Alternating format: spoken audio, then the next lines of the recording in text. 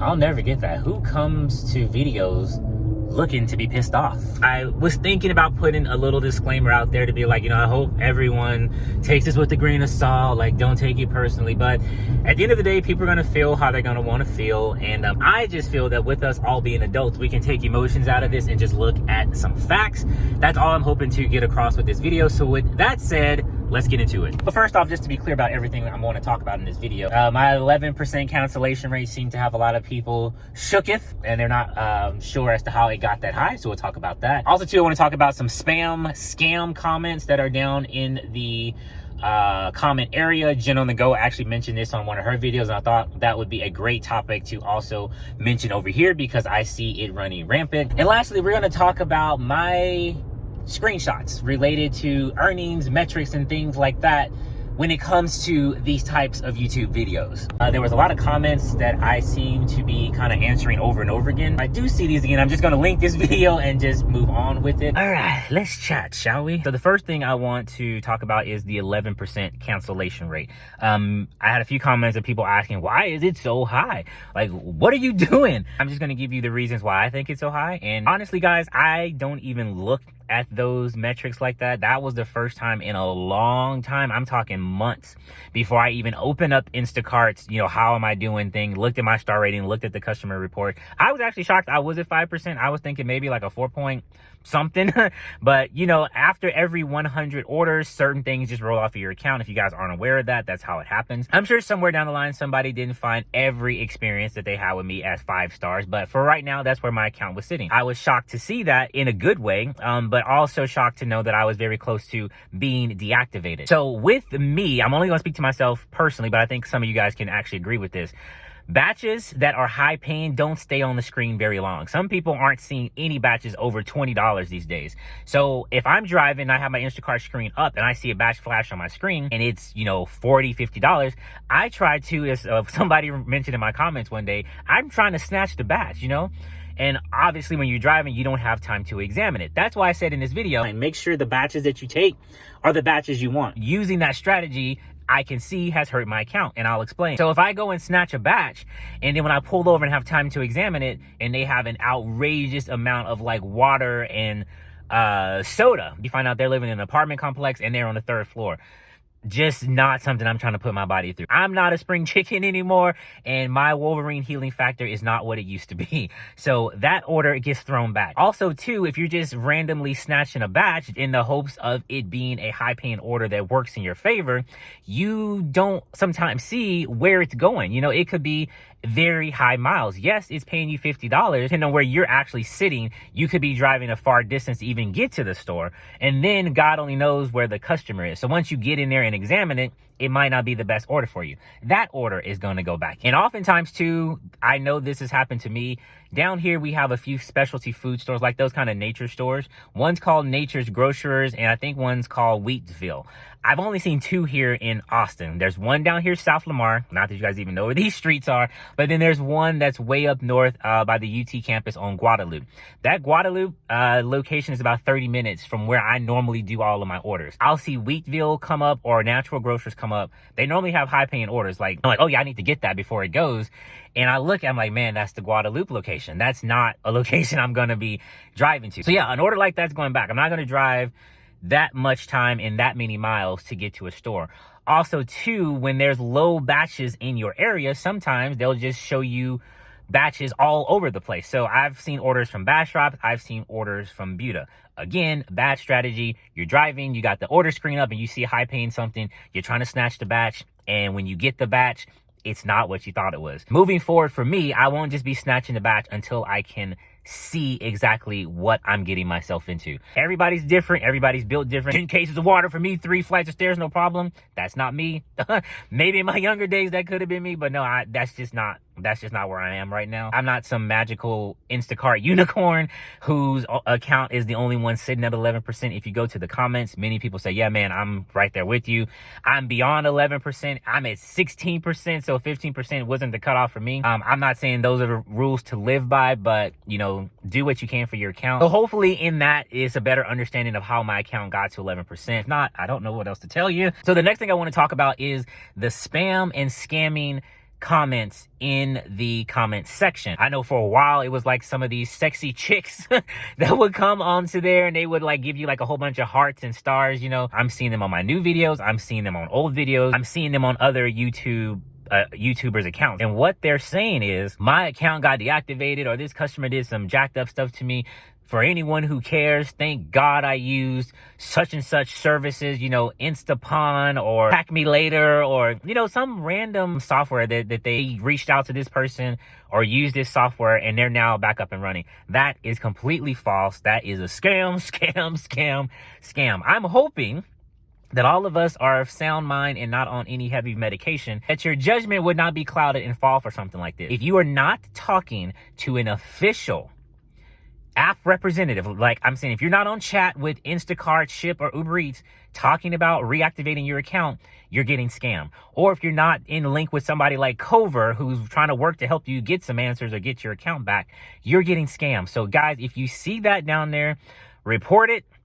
Don't interact with them. I'm trying to do my best to go through at night and delete them, but that's taking up a lot of time. I go into this section here in the back office of YouTube, and when I see the certain kind of like name codes that they use, I try to put them into a blocker so where they don't show up. It's helped, as you can see, for some of these comments. These are like the wall of comments that have been blocked that have not reached the main page, but there are still a lot getting through. So if you are a YouTuber and you're looking to how to do this, you go just follow these steps here that I'm showing you on the screen, and you can go down there and block certain things from ever showing to the main screen. Another thing that I also want to talk about comments wise, someone asked me, hey dude, do you like screen your comments? Because I'm reading all your comments and everything seems to be kind of positive. I guess what he was looking for was like, I guess, attacks on me or something. The only comments I've ever removed off of the channel is just random negativity that has nothing to do with the video or the process of the app, and I'll explain. I don't mind constructive criticism. Like,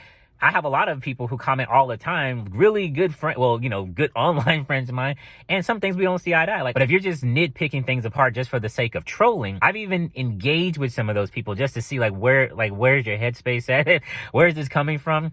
Because when it comes to comments, I try, like I say, take emotion out of it and just read the facts. So I'll often ask, can you elaborate on that? Like, what are you getting at? And if I get just more craziness, gone. But if we can have a civil debate, even if we're not agreeing at the end of it, they stay up there. You guys can go back and look at some of them. After debating with some people, they've gone and removed their own comments. So that's that. Next thing, this is related to like screenshots and metrics. I think a lot of us who especially do these types of videos are always under scrutiny of, you went out for 8 hours and that's all you made, or dude, I'm like making so much more than you and this, that, and the third. For one, I'm very happy for anyone who is making the money they need to survive, whether it's $60, whether it's an extra $100, whether it's your full-time $200 a day a goal. That's awesome. More power to you. I want you to understand that when you are going out to do these gig apps, that's all you're going out to do. You're going only into the stores to shop. You're going only into the restaurants to pick up the food. Someone like myself, not only am I going in to shop and order for a customer, make sure they're getting all the items they want, maybe working a double batch, trying to make sure that each customer is feeling like I'm giving them attention, I'm also shooting a full YouTube video inside the store, setting up my phone in certain areas, using two phones, this one and the camera phone that you guys are seeing this video on, to get all the footage needed to create a full video. I would hope your earnings would be a little bit more than mine, because you can get through the store faster than I can.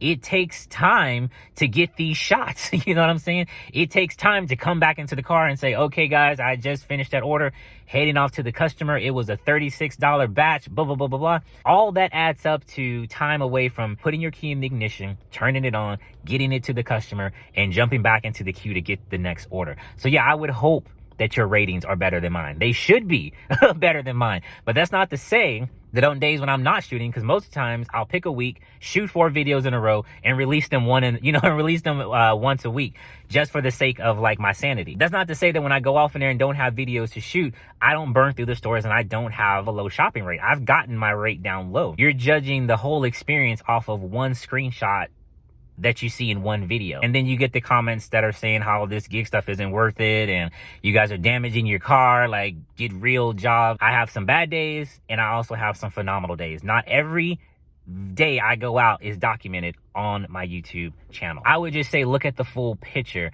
as to why this person, not just myself included, is every day a $200 day for you, or do some days you hit 120, some days you hit 160, some days you hit $300.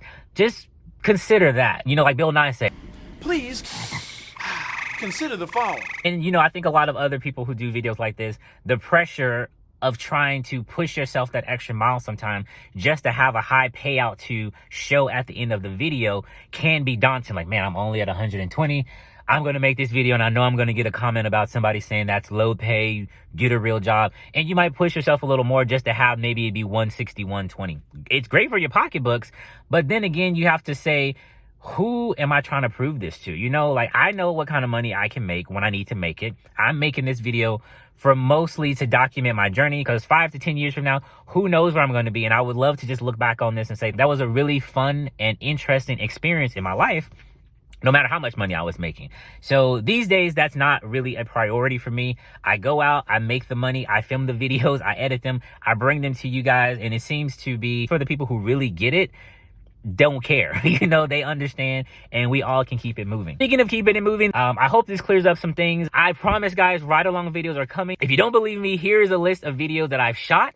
Some of these are edited and ready to go. I need to just get them on here, but there's just some things I feel needed to come to the forefront before I got back into posting these ride-along videos. Trust me, they're on the way. I've just been busy with a few other things. So if this is your first time watching my channel and you're interested to see those new ride-along videos, I do hope you hit the like button, and don't forget to subscribe and ding the notification bell so when those videos are up, YouTube can notify you and you can come watch them with the rest of us. So until I see you guys again, I hope you have a fantastic day, and I'll catch you on the next video or ride. Peace. With that said, guys, like, I'm not looking for every comment to be, you know, good job, you know, so happy I found your channel. Like, that's not reality. It's crazy that someone came looking for bad comments. Like, what kind of mental vibe are you on with that? And if the videos are triggering to you and the only time I see you in the comments is when there's something negative to be said, I don't understand why you keep showing up to video after video only to be mad. There's so many more happier videos that you can be watching out there. I mean, you can go watch the PBS YouTube channel. They have some reruns of Barney and Sesame Street on there. That should probably put you in a better mood.